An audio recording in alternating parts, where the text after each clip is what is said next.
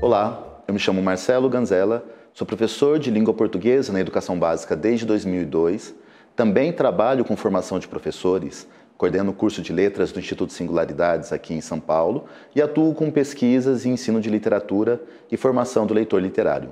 Mas hoje eu estou aqui na Melhoramentos para falar com você sobre o livro Marcados pelo Triângulo Rosa, do escritor canadense Ken Satterthwaite, um premiado bibliotecário, crítico literário e contador de histórias, autor do livro Mom and Mom Are Getting Married, ou Mamãe e Mamãe Vão Se Casar, um livro que trata de relações homoafetivas. Com o livro Marcados pelo Triângulo Rosa, Satterthwaite tornou-se finalista de diversos prêmios literários canadenses e em 2014 ele venceu o prêmio Canadian Jewish Book de literatura sobre o Holocausto.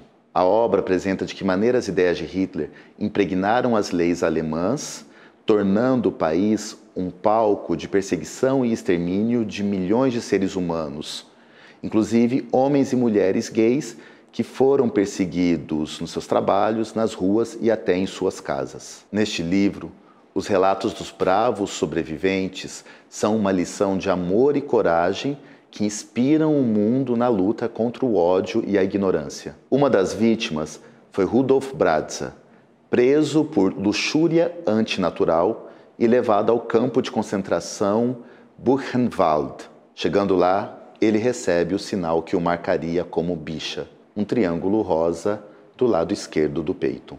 Assim como outros prisioneiros condenados, Rudolf sofre violência e abusos no campo de concentração. Seu relato e de outros prisioneiros ajuda a construir um painel nesse livro para compreender o projeto eugenista de Hitler em função de fortalecer a raça ariana. Essa discussão é de suma importância e está em consonância com o que se espera da literatura dentro das orientações curriculares nacionais de ensino médio, no sentido de formar o leitor literário, melhor ainda, de letrar literariamente o aluno, fazendo-o apropriar-se daquilo a que tem direito.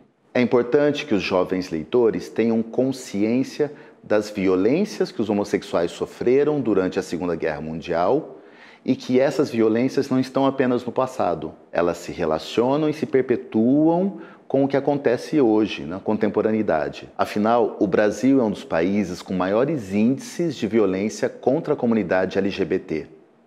E, seguindo as recomendações das próprias orientações curriculares, é função da literatura estimular o debate sobre temas polêmicos a fim de que nós possamos entender socialmente, politicamente, ideologicamente e até sensivelmente o mundo em que vivemos. Como sugestão de trabalho de leitura, num primeiro momento, seria importante uma roda de conversa com o mediador estimulando os alunos a trazerem testemunhos, relatos, depoimentos, histórias de como a comunidade LGBT, de como os gays têm sido recebidos na sociedade.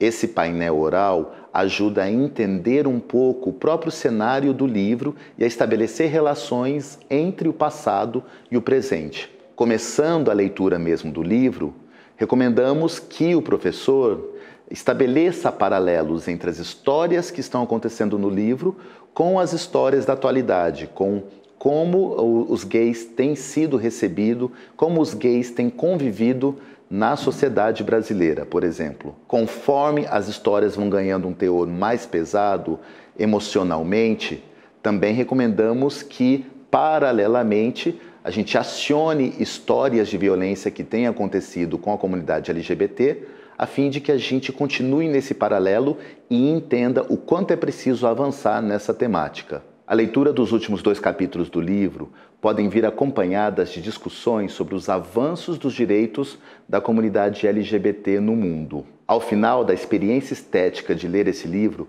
podemos estimular os alunos a produzirem uma carta, um manifesto sobre os direitos LGBT no Brasil e no mundo. Uma outra atividade muito interessante e muito relevante seria a produção de seminários.